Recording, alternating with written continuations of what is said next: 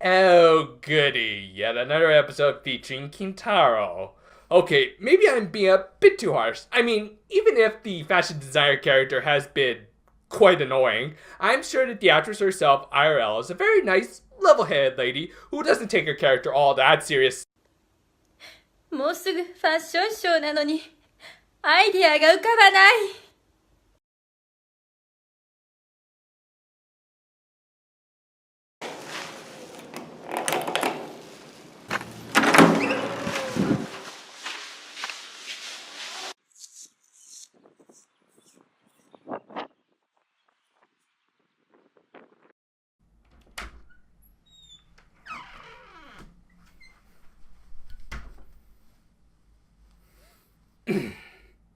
What?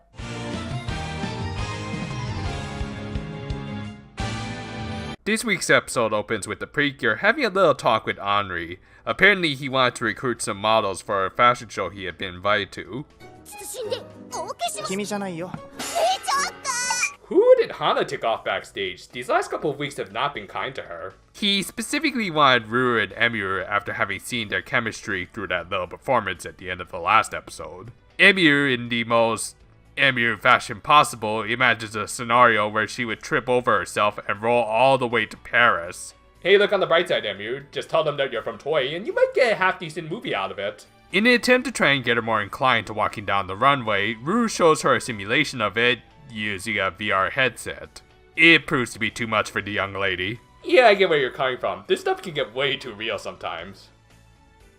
No, Naps, I don't want to play a game right now. Emiru admits that she does actually want to go down the runway, but has no confidence in her abilities. Moreover, it seems like she doesn't want to hold back Ruru because of this. This allows Ruru to respond with something far more effective than VR, her words. She admits that the only reason she would want to participate in the show would be so that she could cheer on Emiru. She wanted to be able to walk down the same path as her and hopefully lead her towards something even greater.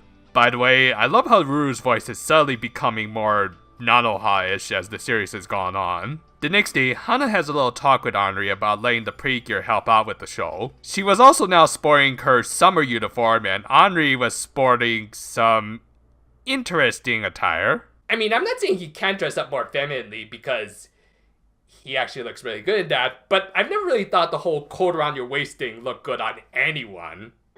女子みたいだよ。君の格好。男子の中で浮いてるのが心配なんだ。 You know what, dude? Never mind. Dress up however you want. Yeah, apparently Emiru's D-bag brother Masato goes to the same school as them. Happy days! Also, while I realize Henri probably isn't homosexual, I'm honestly not completely sure either way. This dude should be wary of what he says unless he wants to garner the ire of the LGBT community. Thankfully, Henri has the right idea when he says the best thing to do when dealing with such a close-minded idiot is to ignore them. Later, everyone gathers at the location for the fashion show to help with the prep. This, of course, included the event's organizer herself, Kintaro. Yeah, I know we learned the fashion designer's name in this episode, but after seeing that Twitter post, I'm never going to be able to separate the actress from the character. アイディアが浮かばない。 Inspired by the Precure who saved her twice already, she decided the theme of her show would be heroines. This leads to said heroines doing their usual dress-up routine so that they could start designing a banner for the show. With little time to do anything really professional, they just decide to steal an idea from the toddler. And honestly, as cheesy as this whole scene is, I don't mind it and find it kind of cute. Though I do have to ask one question. How did Hagutan figure paint 5 different colored flowers with just her 2 hands? She can't have mixed colors since she started off with red and purple. Remember, this is your world. You get to make and break the rules here. We also cut over to a very brief scene of Purple with her lover, I think, cryptically talking about his goals of painting the world white. Huh, I guess everyone's an artist today. The day of the fashion show arrives and Emiru understandably has butterflies in her stomach. This of course led to a really touching little moment between her and Ruru, which was unfortunately cut short by Captain Jerkoff. 女の子もヒーローになれる。おかしいよね。ヒーローって男のための言葉だよ。 Oh my god, is this guy for real? I mean, I get what the purpose of this whole bit is. It's meant to generate heat against the guy to justify what's about to happen to him in the next scene. But the way this show goes about it generates more cheap heat than anything else. I mean, I know there's still super misogynistic idiots like him out there, but the way this show portrays is just so lacking in tact or subtlety that it's impossible to take him seriously. It's honestly hilarious. Anyway, he's rightfully called out by Ruru, Hana, and Henri in a dress. Yeah, of course, the best counter for this sort of a-hole is someone who's not ashamed to wear whatever he wants, gender politics be damned. Defeated, Masato leaves the convention hall and just runs into the new Kurayasu general. Yeah, this lady gets no real introduction or anything, she just walks out of an alley and generates an Oshimaida out of the brother's frustrations. You'd think after last week's foreshadowing she'd get a little more fanfare, but nope. Anyway, the Oshimaida obviously crashes the fashion show. これ僕お姫様ポジションになっちゃってない？いいんだよ。男の子だってお姫様に。I think somebody's been watching Enchanted one too many times. It's the brave little princess coming to the rescue. I guess that makes you the damsel in distress, huh, handsome? Subtlety is a writer's best friend.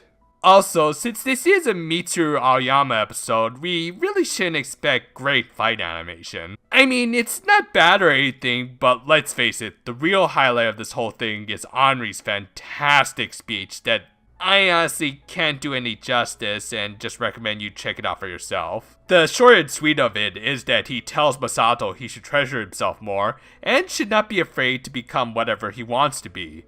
Words that also seem to apply very strongly with Ruru and Emiru. The Precure defeat the Oshimaida, and the new villainess finally gives her formal introduction. Her name was Jealous. Oh, nice to see that one Shinigami who saved Misa found a new job after being reincarnated. It's the best obscure reference I've got, okay? Anyway, the former Shinigami gives the standard villain speech, not really revealing much about herself before leaving. Not even Ruru the android had any info about her, meaning that her role with the company might be something different. Thus, the episode ends with the fashion show, in spite of everything, becoming a total success, Masato starting to embrace his true gender ID, and the new 6 Ranger candidates left with a little conundrum. How would they split up the last Cure Heart? To this episode's credit, it did make me laugh more than usual, but probably for all the wrong reasons. Masato was just such a hard to take seriously antagonistic force in this episode. Again, I get what they were trying to get across, but they went about it by pretty much bashing it into our heads that he's supposed to be in the wrong. As a result, I can't even really come to hate the guy when I'm constantly being brought out of the illusion by how inorganic it all feels. This episode was written by head writer Fubi Tsuboda, and I honestly hope we don't have to encounter this sort of caricature ever again. Unless it's a full-on bad guy. Because it also seems like they would get in the way of the introductions of said bad guys. Even though this was her full-on debut, there just wasn't nearly enough dedicated to Jealous to make her stand out. We weren't able to get a good grasp of her character other than that she really likes to speak a lot of English.